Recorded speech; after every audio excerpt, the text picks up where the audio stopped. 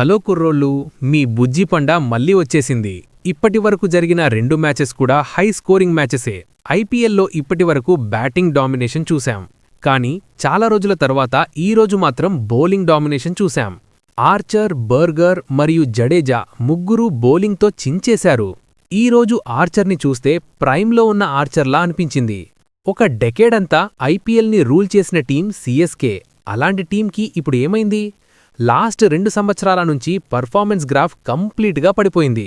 అసలు ఆడుతుంది సీఎస్కేనా లేక ఎల్లో జెర్సీ వేసుకొని వేరే టీమా అని డౌటొస్తుంది.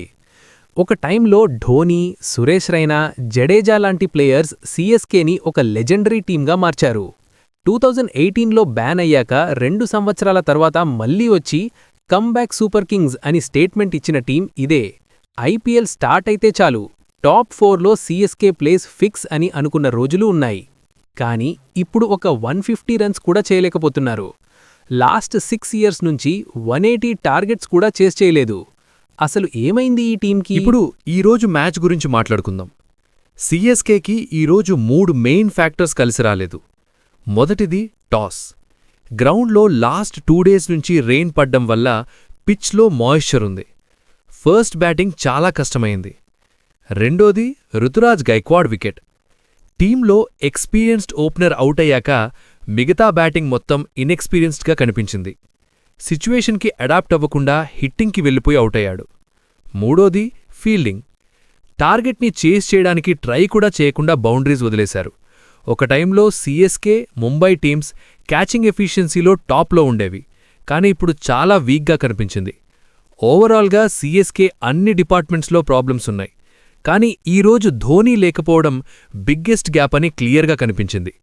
తను కష్టపడి కట్టుకున్న కోటని ఈరోజు వాళ్ళనే కూల్చేశారు. ఇంకా ఇన్నింగ్స్ విషయంకి వస్తే సీఎస్కే ఫస్ట్ మ్యాచ్లో గో గ్రీన్ కాన్సెప్ట్ ఇంట్రడ్యూస్ చేశారు. కానీ ఈరోజు బ్యాటింగ్ చూస్తే నిజంగా గో గ్రీనే అనిపించింది. ఒకప్పుడు బెంగళూరుని గార్డెన్ సిటీ అనేవారు. సీఎస్కే వాళ్ళు చెన్నైని గార్డెన్ సిటీగా మార్చుదాం అనుకుంటున్నారేమో. టోటల్గా డాట్ బాల్స్ 68, నియర్లీ 12 ఓవర్స్. ఇది టీ20యా టెస్ట్ మ్యాచా అని అర్థం కాలేదు. సీఎస్కే ఫ్యాన్స్కి కూడా డౌట్ వచ్చి ఉంటుంది, మా వాళ్ళు గో గ్రీన్ కాన్సెప్ట్ బాగా సీరియస్గా తీసుకున్నట్టున్నారు అని. ఫైనల్గా 127కి ఆలౌట్ అయిపోయారు. ఎవరూ టచ్లో ఉన్నట్టు కనిపించలేదు. ఇలా ఆడితే మాత్రం ఎర్త్ మొత్తం గ్రీనరీతో నిండిపోతుంది. మ్యాచ్ రివ్యూలోకి వస్తే సంజు శాంసన్ ఆర్చర్ థ్రెట్కి రెస్పెక్ట్ ఇచ్చాడు. సెకండ్ ఓవర్లో బర్గర్ వికెట్ తీశాడు. రుతురాజ్ సిచ్యువేషన్ నుంచి ఏం నేర్చుకోలేదు అని కనిపించింది. రుతురాజ్ ఆర్చర్ బౌలింగ్లో ఆల్రెడీ ఒక వికెట్ పడిన తర్వాత హిట్టింగ్కి వెళ్లకుండా ఉండాల్సింది. అక్కడే సీఎస్కే మ్యాచ్ ఓడిపోయింది. బిగ్ పర్ఫార్మెన్సెస్ ఏమీ లేవు. సీఎస్కే పాజిటివ్స్ అంటే సర్ఫరాజ్ మంచి ఇంటెంట్తో ఆడాడు. కార్తిక్ శర్మ మంచి క్యామియో ఇచ్చాడు. జేమీ ఓవర్టన్ అవుట్ ఆఫ్ సిలబస్లో వచ్చి మంచిగా కాంట్రిబ్యూట్ చేయడం వల్ల టార్గెట్ 128కి రీచ్ అయింది. బౌలింగ్లో ఖలీల్ అహ్మద్ బల్లాన్ని గుడ్ లెంత్లో హిట్ చేసేవాడు. మ్యాట్ హెన్రీ మాత్రం ఫస్ట్ ఓవర్లో 18 రన్స్ ఇచ్చాడు. నూర్ అహ్మద్ ఎక్స్పెన్సివ్. అందరూ ఆల్మోస్ట్ కాస్ట్లీగా ప్రూవ్ అయ్యారు.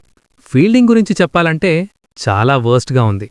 ఇంకా ఎలాగా కొట్టేస్తారు అనే ఫీలింగ్లో ఫీల్డింగ్ చేసినట్టు అనిపించింది. ఆర్ఆర్ సైడ్కి వస్తే పిచ్ని చాలా బాగా రీడ్ చేశారు. బర్గర్ మరియు ఆర్చర్ ఎకనామికల్గా బౌల్ చేశారు. పవర్ ప్లేలోనే Gaikwad and Sanju and Ayush Mhatre wickets తీసుకున్నారు. జడేజా తన ఫార్మర్ టీం మీద రివెంజ్ తీసుకునేలా ఆడాడు. ఆర్ఆర్ బ్యాటింగ్లో వైభవ్ సూర్యవంశీ అగ్రెసివ్గా ఆడాడు. ఒక ఊపేశాడు. 17 బాల్స్లో 52 కొట్టి మ్యాచ్ని ఆల్మోస్ట్ పవర్ ప్లేనే ఫినిష్ చేశాడు. ఫస్ట్ ఇన్నింగ్లో సీఎస్కే సగం చచ్చిపోయింది. చంపిన పాముని మళ్లీ కొట్టి చంపేలా బ్యాటింగ్ ఉతికిరేశాడు.